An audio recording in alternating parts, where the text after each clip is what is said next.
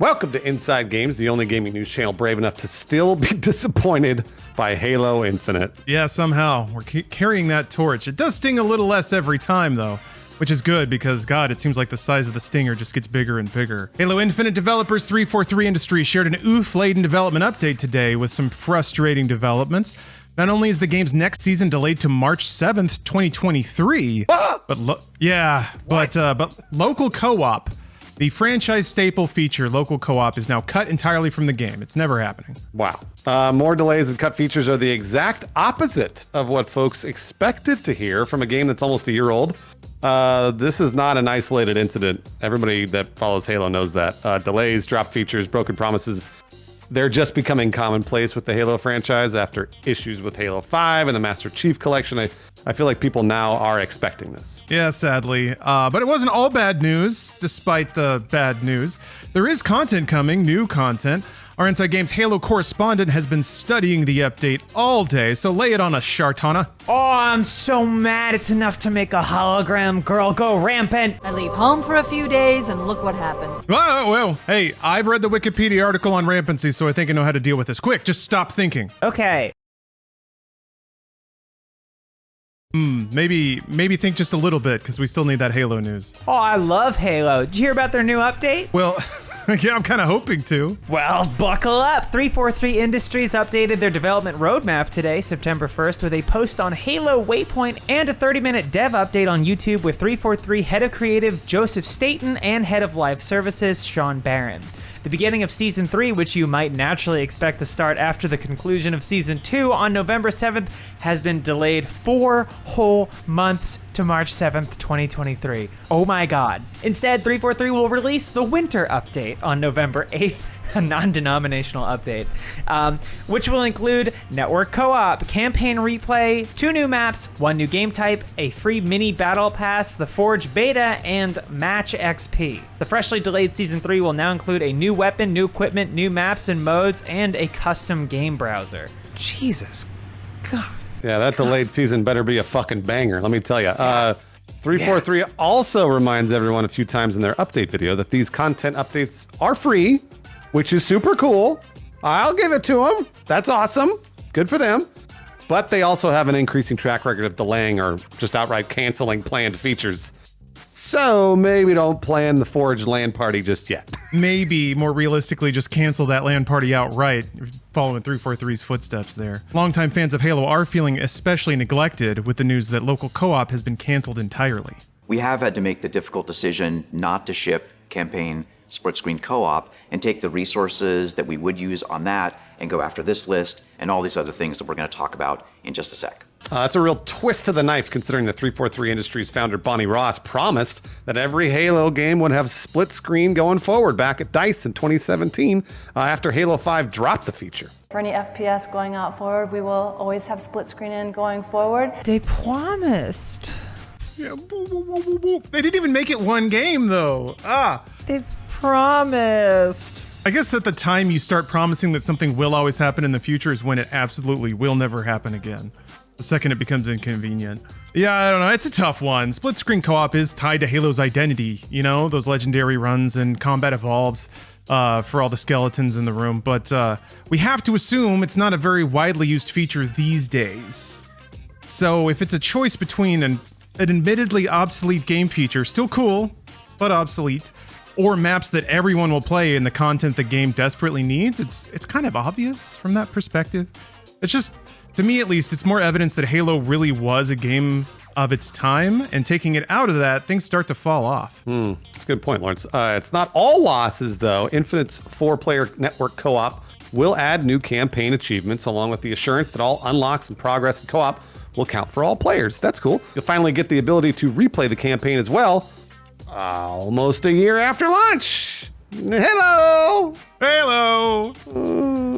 But you won't need an entire year to get these specifically formulated multivitamins from our sponsor, Ritual. Today's episode of Inside Games is brought to you by Ritual, who wants you to know it's never too late to start a new ritual. With products for different life stages, Ritual makes it easy. Let's be honest, do you have a perfect diet day in, day out?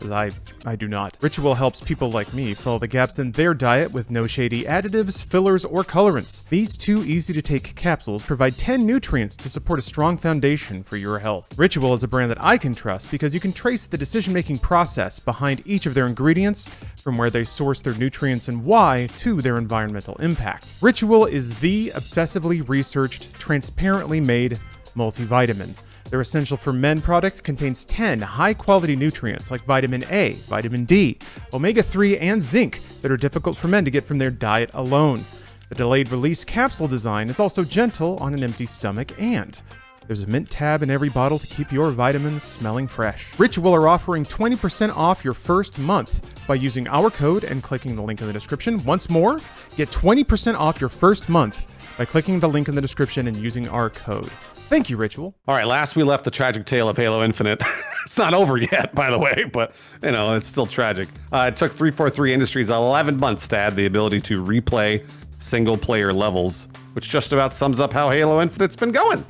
Anything else worth noting in the development update, Charlotte? Yeah, for sure. There's tons of specific gameplay details shared, which you can get from the full video. Covert One Flag CTF actually sounds pretty cool. In addition to detailing all the future updates that will definitely release on time, Sean Barron walked through the team's philosophical goals with development. The primary goal is to achieve seasonality, aka actually make and publish content updates on a regular schedule. Turns out games as a service is pretty hard. Barron's targeting 4 content seasons a year, classic, which ironically they have to take a 4-month break from even doing seasonal updates to achieve. Gotta go slow to go fast? Yeah, you know, walk before you run, I guess. Barron also lists vague sub-goals, like ensuring that Halo is personal and welcoming, and that the game is stable and high quality.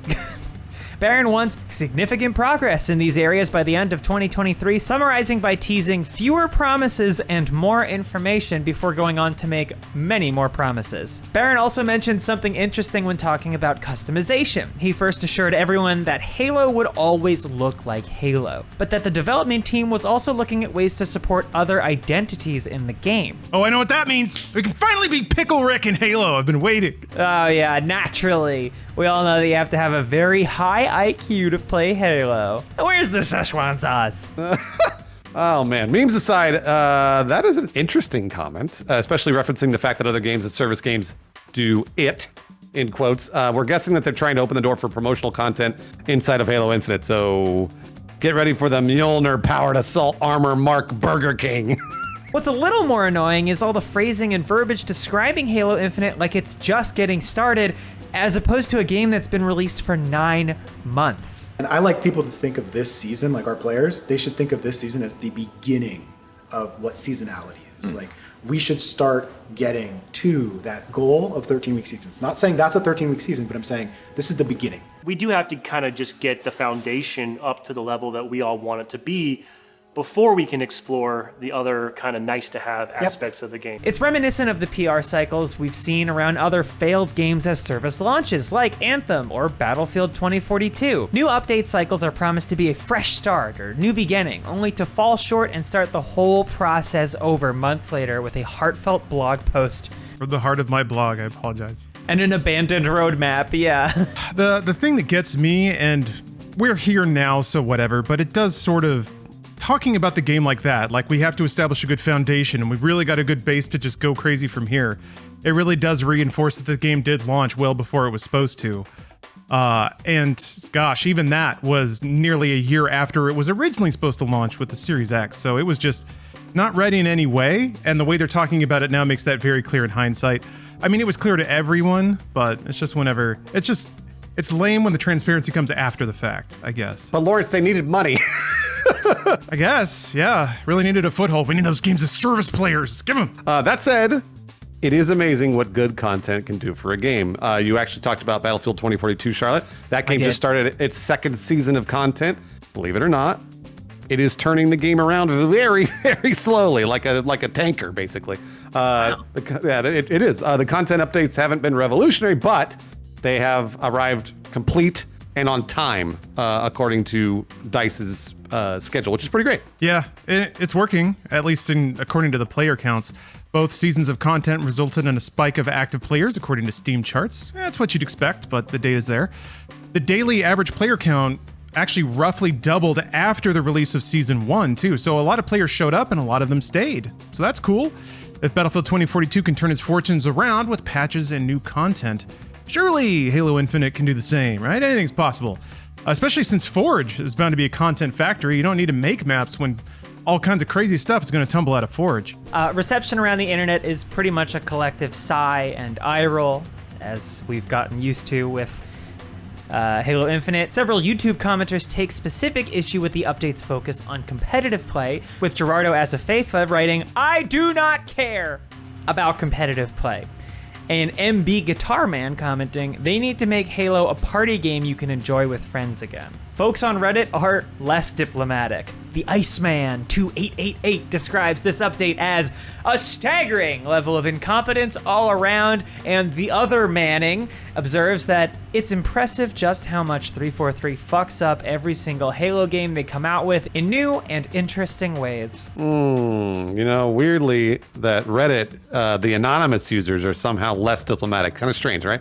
But what do you think? Charlotte, Lawrence, and everybody in the comments. Can Forge maps, new armor pieces, can they save Halo? Or is Halo just not relevant anymore? Especially since Modern Warfare 2 is coming out in just about 2 months, and that's gonna be big. Yeah. No, I got a conspiracy theory, so I'm gonna tease it first. I've been drawing the yarn. I've been studying the clues. I know who the Zodiac Killer is, but I'm gonna save it till later. Charlotte, what do you think? Wow, what a tease. I would love for Halo Infinite to get on its feet and be the game that so many people want it to be. I do care about competitive play, and I love the Halo Infinite multiplayer, but there's just not anything there, and the whole group of us that were playing it just completely fell off of it. And like, yeah, I got back on for like a week when Season 2 started, and it's just not enough. Like, I don't think the franchise is irrelevant. I don't think the franchise is irrelevant, but I think this game is like a tough sell for a comeback. Like, it's just, they need to put in so much content. Like, it's missing so much content, like in every single arena, and basic tiny fixes. Like, it got delayed 4 months to be able to like custom matchmake in certain matches. Like, what are we doing, 343? You're totally right. I also think that if we look back at the Master Chief Collection and the way that they just constantly fucked up that release and all the patches and everything after that, Halo Infinite honestly is looking better compared to the Master Chief Collection release, which was just a nightmare. They said it couldn't be done. Somehow Halo Infinite's a little better. And then it wasn't done, I guess. They were right. The worst part is this game is free. Like, the gameplay is really good and the game is free. And I think the community itself is eating itself alive. I think it's like, since Halo Infinite can't release the right armor, or can't release the right maps, then the community gets mad, and then it's just this dog pile of negativity. And that makes the development probably way harder on the developers, and it makes the community more upset. So it's just this like vicious cycle of negativity that's not helping anybody. So hopefully 343 can right the ship, because I do want to see Halo come back, just like No Man's Sky. I feel like if No Man's Sky can do it, I feel like Halo Infinite can do it too. Yeah, I mean, taking it off the rails for like a few months, while frustrating, is, I would say, definitely the right tact. Like, rather than like metering out like tiny updates that don't actually do it, like, you know, walk away for a bit from the public eye and like actually work on, you know, programming out that slate of content. I want to hear Lawrence's conspiracy theory. What is I it? do too. All right, here's the deal. I think there was a time when Halo as a property and as a game landed exactly where it needed to for Microsoft. Being a sci-fi shooter that was pretty friendly and had twin sticks and was like RoboCop in space. Like, it was everything about 2000s gaming. And it had like some bells and whistles, you could LAN party it, so it just felt very futuristic and stuff like that. And it was like right in the middle of pop culture as well. It kind of borrowed aesthetics from Aliens, and you're shooting aliens and you're shooting dudes, and it was awesome, and it still is to a degree. But the situation is a whole lot different now in terms of the corporate motivations for why these games are made. I think trying to make it games as service was an attempt to convert the Halo brand into something that earned enough money to be relevant. The problem now is that Microsoft is acquiring Activision. They're buying that relevance in Call of Duty Warzone and Call of Duty Online. I don't know that Halo has enough distinct about it to carve out a space aside from that. And to burn developers and development time and money to make content for that platform. Meanwhile, you're about to acquire another one that's already built up and ready to go. Now, like, both can exist side by side and both can earn money. But I do think that that probably means that Halo is not, in terms of a business sense, as important to Xbox as a brand as it used to be. Which is also maybe why Halo Infinite isn't getting the amount of money or developers or care or attention. It may explain why things are going so slowly, because there's just no fire. Because Microsoft's ledgers are going to be covered once they get that other game in there. So in terms of Xbox's games as service whole, I think it's about to get plugged, and that may be why there's not a lot of heat on brushing up Infinite. The timelines don't quite match up there, but it may explain the last year or so and why updates have been so slow. That's my Illuminati conspiracy. I don't know if it's true or not. No, I agree. That sounds like very sound logic to me. Same. I gave you the clues, FBI. I have some patrons that'll always be there for some couch co-op. Even that canceled couch co-op for Halo Infinite. Christian Morgan Anderson, Baron 5X, Chase T, and Goo Binky. Well, I have some patrons that just need to get rid of a couch. They got a weird stain, you know, once they start smelling. If anyone's got, like, a truck, just come on by. Cody Jost, Aaron Frace, Brian Cosner, and James Bowser. That's 4 couches that you gotta move. Get them out of here. It's the clean ones on the side of the road that you don't want to take because something happened. It's not that they're dirty, it's that something happened. Yeah. There was a murder. Is there a doctor in this couch? Dr. Couch coming to Disney Plus.